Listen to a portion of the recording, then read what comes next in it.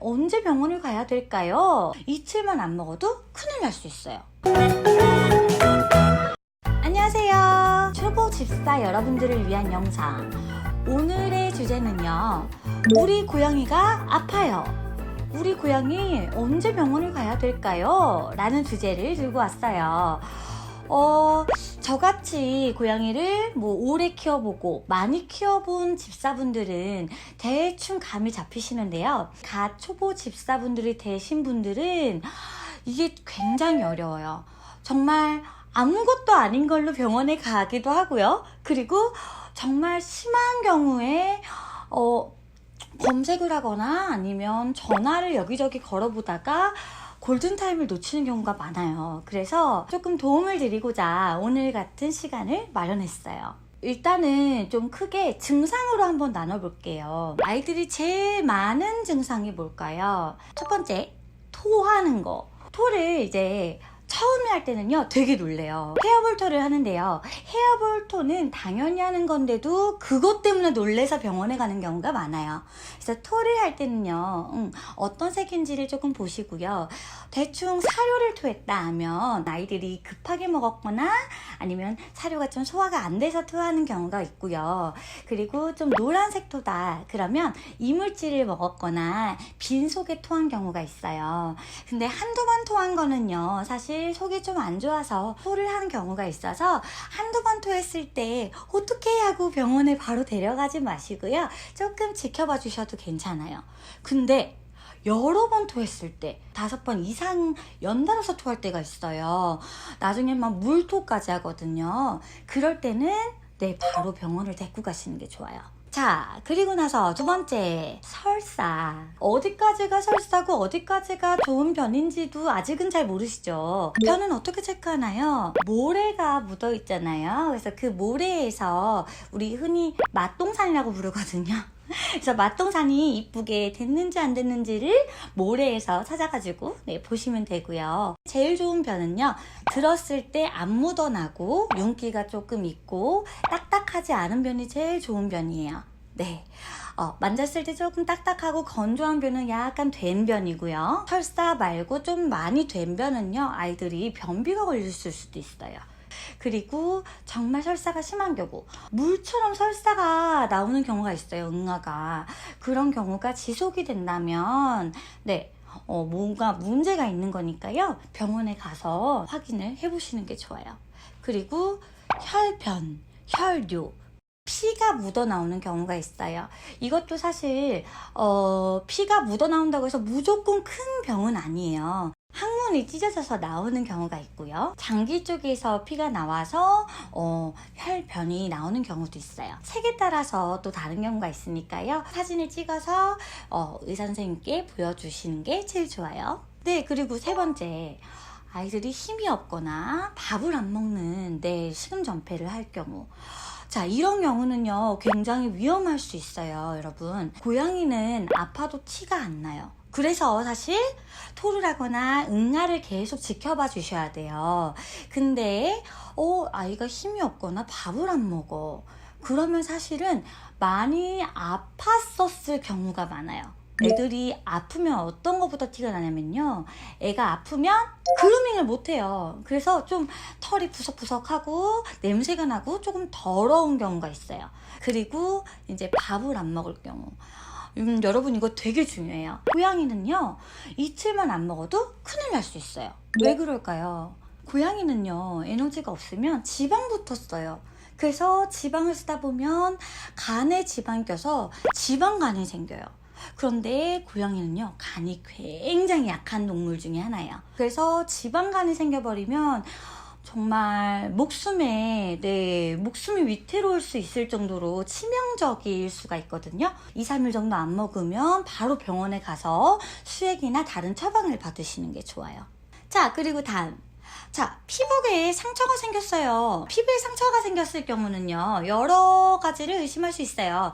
자기가 간지러워서 긁어서 상처가 생겼을 수도 있고요.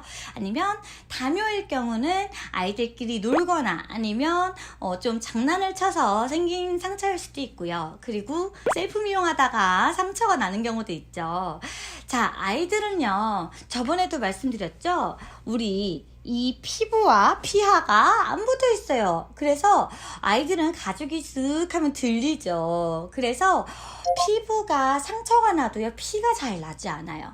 살짝 난 상처는요, 우리 사람 연고를 발라주셔도 돼요. 얘가 많이 벌어졌을 경우나 좀 상처 부위가 크다 그러면 병원에 가서 거기를 꿰매거나 다른 처치를 받아주시는 게 좋아요.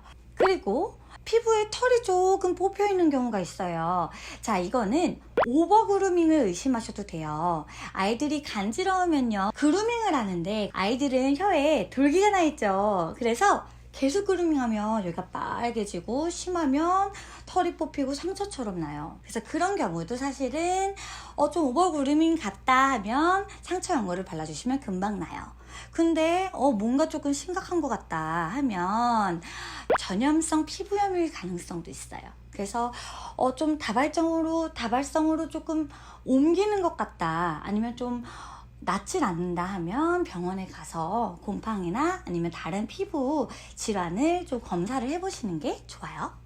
또 제일 많이 생기는 게 눈, 귀죠. 그래도 우리 강아지보다는요, 눈물, 눈곱이나 귀지가 조금 적은 편이에요. 고양이도 눈병이나 귀병이 있는 아이들은 있는 편인데요, 이게 고양이마다 달라요. 귀지가 좀 자주 끼는 애들이 있고요, 눈물이 자주 나는 애들이 있어요. 그건 사실 병은 아니고요, 이거는 아이들마다 특색이 좀 있는 거라서요. 귀병 때문에 귀지가 많이 나는 것과 귀지가 원래 많은 아이들을 어렸을 때 조금 구분을 해주세요. 병원에 한번 가셔서 물어보시고, 만약에 평소에 좀 귀지가 많은 아이고 눈물이 많은 아이다 그러면 평소에 그냥 관리만 해주시면 되고요. 그리고 귀병이 나거나 눈병이 났으면 병원에 가셔서 약을 처방받아서 관리를 해주시는 게 좋아요. 자, 그럼 여기서 궁금한 거, 우리 애들 사람 약을 먹거나 발라도 될까요? 사실 여러분, 애들 먹는 약이 사람 약도 있어요. 신기하죠? 다만 아이들 몸이 더 작잖아요. 그래서 그 용량을 맞춰야 돼요. 근데 우리는 그 용량을 잘 맞출 수 없어요. 그래서 먹는 약 같은 경우는요, 웬만하면 사람 약을 의미대로 좀 먹이는 건 조금 위험할 수 있고요. 연고 같은 거는 사람 약을 발라줘도 돼요.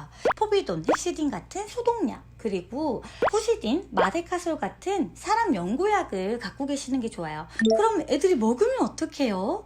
자, 우리 사람 상처 연고약을요, 소량 먹어도 상관은 없어요. 근데 걱정되잖아요. 그래서 제가 팁을 하나 드리자면요, 우리 뿌리는 마데카솔 아시나요? 이게 가루처럼 돼 있어요. 그래서 애들 털에 딱 달라붙고요, 이물감이 없으니까 애들이 핥질 않아요. 그래서 저는 애들 상처 났을 때 이 약을 발라줘요. 그런데요, 이 약은요, 아이들한테 쓰는 거라서 그런지 생약 성분밖에 없대요. 그래서 곰거나 혹시 세균에 노출될 경우는 소독을 깨끗이 하고 발라주시거나 아니면 항생제가 들어있는 연고를 발라주시는 게 좋아요. 그래서 저 같은 경우는요, 우리 아이가 어떤 게 취약한지 아시잖아요. 미시 같은 경우는 설사를 좀 많이 했어요. 토를 많이 했고. 그래서 토를 조금 억제해주는 약이랑 설사약은 제가 상비약으로 지어서 가지고 있었어요. 그래서 그런 식으로 좀 컸을 때 상비약은 미리 선생님이랑 상의를 하고 갖고 계시는 게 좋다고 저는 생각을 해요. 자, 여러분, 오늘 우리 아이들 아픈 거, 아팠을 때 제일 걱정되죠. 우리 병원 가는 거에 대해서 알아봤어요. 근데 여러분, 아이들도 똑같아요. 골든타임이 정말 중요하거든요. 이건 정말 조금 심각한 것 같다, 아니면 이건 잘 모르겠다 하시면요, 웬만하면 병원에 빨리 데리고 가시는 게 좋아요. 여러분들 고양이 건강하게 오래오래 행복하시길 바랄게요. 오늘도 영상 끝까지 봐주셔서 너무너무 감사하고요. 구독이랑 좋아요 그리고 알람 설정까지 많이 눌러주세요. 감사해요.